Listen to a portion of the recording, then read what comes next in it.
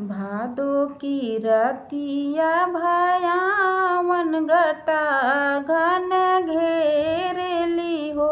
ललना चम चम चमके बिजुरिया डगर नाही सूझेल हो। भादो की रतिया भयावन घटा घन घेरेली हो।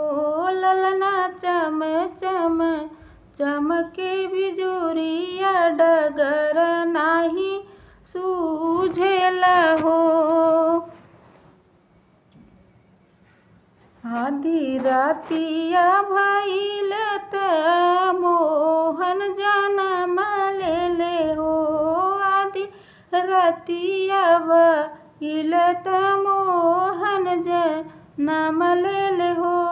ललना खुल गइले जेल के फटकवत पर दर सूत गइले हो। ललना खुल गइले जेल के फटकवत पर दर सूत गइले हो।